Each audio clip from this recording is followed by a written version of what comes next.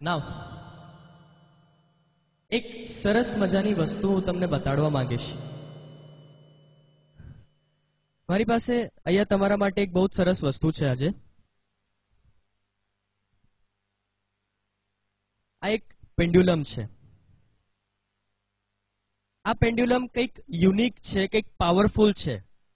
એના અંદર શું પાવર્સ છે હું તમને બતાડવા માંગીશ.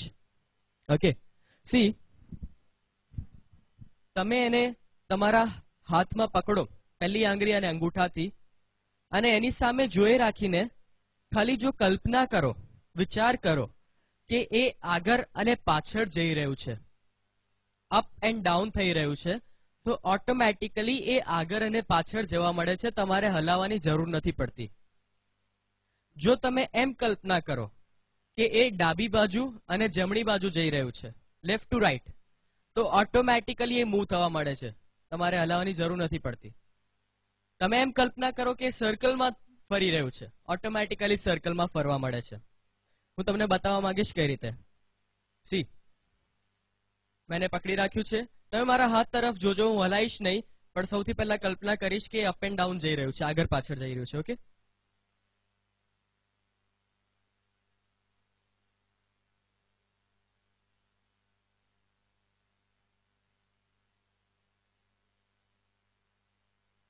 સી, ઓટોમેટિકલી હલાવવાની જરૂર નથી પડતી. હવે હું જોઈશ કે લેફ્ટ ટુ રાઈટ જઈ રહ્યું છે.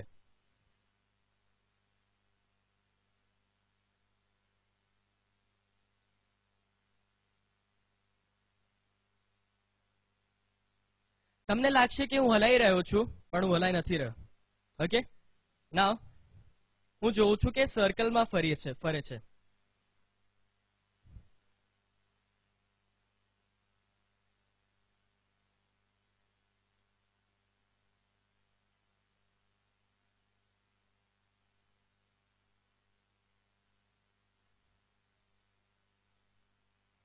સી, અચ્છા, અહીંયા આવીને કોણ ટ્રાય કરવા માંગશે? યા કમ. સી, અહીંયાને ઉપરથી પકડો, ફ્રોમ ધ ટોપ. ઓકે, હવે એની સામે તમે જોઈ રાખો અને કલ્પના કરો કે આગળ અને પાછળ જઈ રહ્યું છે, તો ઓટોમેટિકલી એની મુવમેન્ટ આગળ અને પાછળ થઈ જશે. ખાલી એની સામે જોઈ રાખીને વિચાર કરવાની જરૂર છે. ઓટોમેટિકલી એની મુવમેન્ટ આગળ અને પાછળ થવા મળે છે. યસ, ખાલી વિચાર કરો, ડિસ્ટ્રેક્ટ થવાની જરૂર નથી, જસ્ટ કોન્સન્ટ્રેટ. ગુડ. યસ, જેટલું વધારે તમે ફોકસ કરશો એટલી ફાસ્ટ મુવમેન્ટ આવશે. ગુડ. તમે હલાવો છો? નહીં? ઓકે, અચ્છા, હવે કલ્પના કરો કે એ લેફ્ટ ટુ રાઈટ જઈ રહ્યું છે, ડાબી બાજુથી જમણી બાજુ જઈ રહ્યું છે. Automatically any movement left to right ચાલુ થઈ જશે. ખાલી એની સામે જોઈને કલ્પના કરો, એની સામે જોઈ રાખો અને ફક્ત વિચાર કરો, કલ્પના કરો કે લેફ્ટ ટુ રાઈટ જઈ રહ્યું છે. Automatically any movement left to right થવા મળશે. હાથ વાઇબ્રેટ ના થવો જોઈએ, ખાલી એની ઉપર ફોકસ કરો અને વિચાર કરો. અચ્છા, તમે શું વિચાર કરી રહ્યા છો? ઓકે, અચ્છા, એક કામ કરો, તમારો બીજો હાથ એને નીચે રાખી દો. હવે ટ્રાય કરો. અને તમારી પહેલી આંગળી અને અંગૂઠાથી જ પકડો, ખાલી પહેલી આંગળી અંગૂઠો. ઓકે, યા, અને એની સામે જોઈ રાખો અને ખાલી કલ્પના કરો, ઓટોમેટિકલી એની મુવમેન્ટ ચાલુ થઈ જશે. સી, આપણે અત્યારે શું જોઈ રહ્યા છે કે આપણા અર્ધજાગ્રત મનની એક પદાર્થ ઉપર બી અસર થાય છે. Okay, yes, good.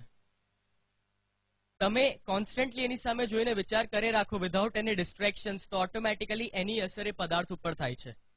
હવે કલ્પના કરો કે સર્કલમાં ફરી રહ્યું છે, ઓટોમેટિકલી એની મુવમેન્ટ સર્કલમાં ચાલુ થઈ જશે.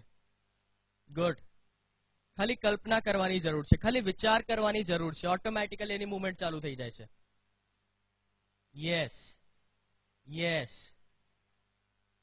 સી,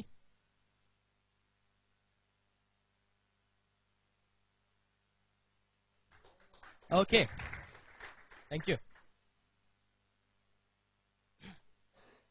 અચ્છા, એને એક બીજી ખાસિયત છે. આ સ્ત્રી અને પુરુષને ઓળખી શકે છે, મેલ અને ફિમેલને ઓળખી શકે છે.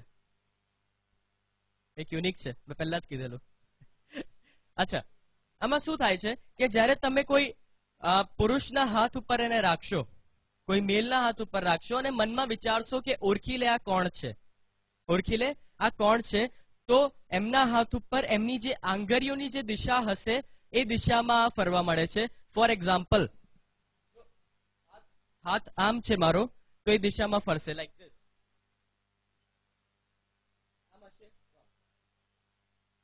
ઓકે, અને કોઈ ફિમેલના હાથ ઉપર તમે રાખશો તો એ સર્કલમાં ફરે છે.